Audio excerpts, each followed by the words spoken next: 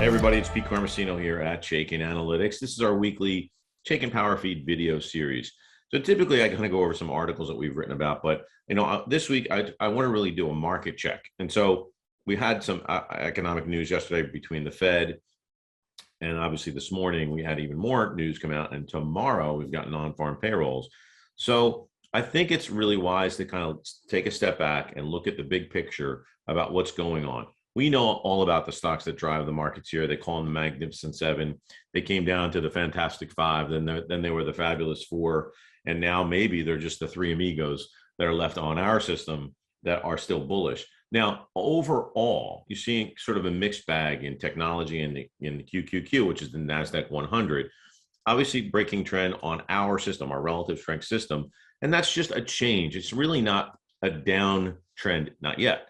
However, on the S&P, we kind of look at that and say, the way things are going there, it's a larger index between more 500 stocks, not massive, but it's obviously more diversified. There's a lot more sort of different types of sectors in there. All 11 sectors are represented.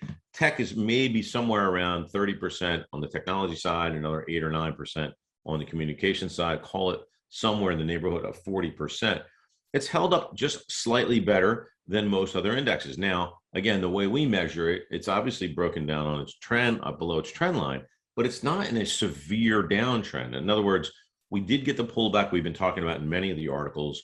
It's still an election year, which obviously in the beginning of those years tends to be a little bit more tumultuous or volatile, whatever word you'd like to use.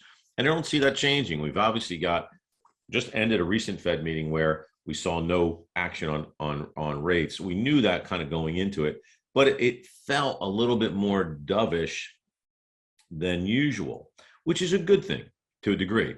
The other side of that is today we had some sort of contradictory numbers come out where we saw from the Bureau of Labor Statistics, the BLS, they kind of released two major components about what's going on in the underlying markets and what people are looking at in the economy.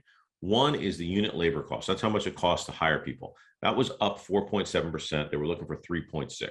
The other was the productivity level. Now, the productivity level is supposed to be higher, but it wasn't. It came in lower. So you're getting those two things that are kind of fighting and sort of at a tug of war with one another.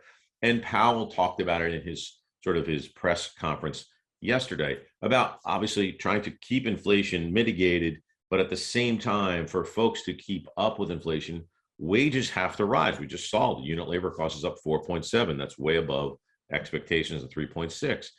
That's obviously sort of that resetting of the economy, and it takes time. So we're going to see prices kind of move higher. Earnings should be hopefully impacted or at least stay on some sort of growth trajectory to kind of sort of make or subsidize those levels of unit labor costs, again, the cost to employ people, versus maybe not raising prices so high, but trying to keep their margins the same. Maybe they're lowering expenses in another way, shape, or form. They're certainly looking for better productivity.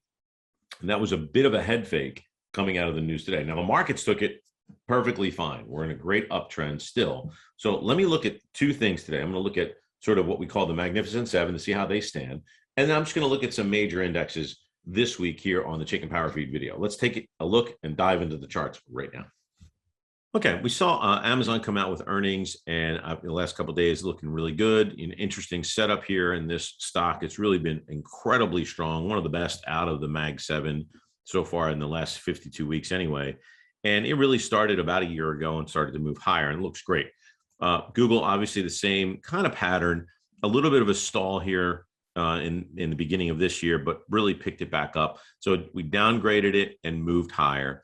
NVIDIA, obviously the AI, the mother of AI here of all stocks, up again with a big number here today, up almost 2% of the market. Again, testing support and rallying. And again, the entire year been in a great trend. Now, you start to look at Meta, we get a little bit of a breakdown, a lot of gaps in here. It's a tough chart to kind of, stay with, especially when it gets up into these levels and you start to see money flow deteriorate. However, the relative strength is still strong, which is kind of keeping a lot of folks, I think, still interested in a name like this, although not a lot of action today.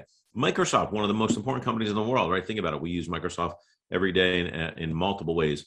Again, a little bit of a breakdown here. This is the only one that really concerns me most recently, I should say, because we're starting to see some lower lows and obviously lower highs. Again, breaking down, relative strength breaking down. Looking at Apple real quick, this has been in a downtrend, and obviously Tesla, we know it's always full of news, anecdotes, and antics coming out into the headlines with Tesla. But again, never a dull moment there, but the stock's really not been doing much for most of the year.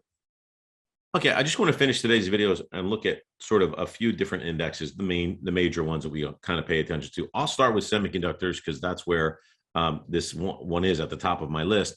Again, a very similar pattern in a lot of these that you're going to see some constants here on the move higher, great relative strength over the course of a year, a little bit of money flow weakness here, but really holding trend and really trying to, stay above certain levels of support right around that $200 range in the semiconductor ETF. So even though we show a weak trend because it's staying below this, relative strength versus the SPY is still strong. Really like it. I think we're kind of okay with the pullback and potentially looking for opportunities here. But right now, nothing to be completely alarmed about. The Dow, a little bit different story, even though it has moved below on a relative strength level, has been sideways. And again, that's showing support. Like, folks, inflation, there's only a few ways to beat inflation. And guess what? The number one way to do it is through equities and stock investing. And that's kind of why you're seeing support here, even though we saw a nice pullback. This is opportunity, I think, more than it is to be concerned. The Q's a little bit less of a dramatic pullback, but also holding support. Again, I do see a relative strength change. It's weak, but I would say it's actually holding up rather well under the circumstances, even though we see higher for longer rates.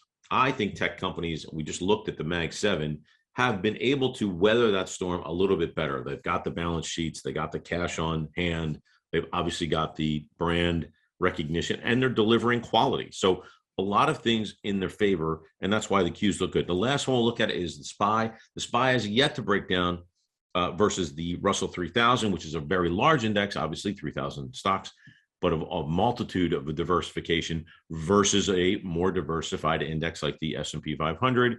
Also looking interesting, not breaking down, holding that support area.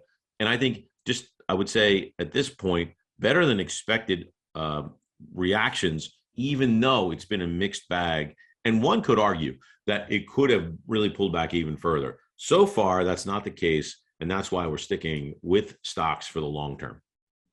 Okay, not our usual video here. I understand that. I just wanted to do a quick market check because I think it's worth adding once in a while, at least once a month or at least once every 6 weeks, to kind of look at the broad picture, see what's going on. Our Power Feed articles are really run the gamut of interesting ideas and different ways to look at the world. And I think you absolutely have to pay attention to those, but always once in a while, take a look back and see what's going on in the broader markets and the indexes. And that's what our video was about today. I hope you enjoyed it. Leave some comments. We'll see you here next week on the Chaikin Power Feed video series. Take care.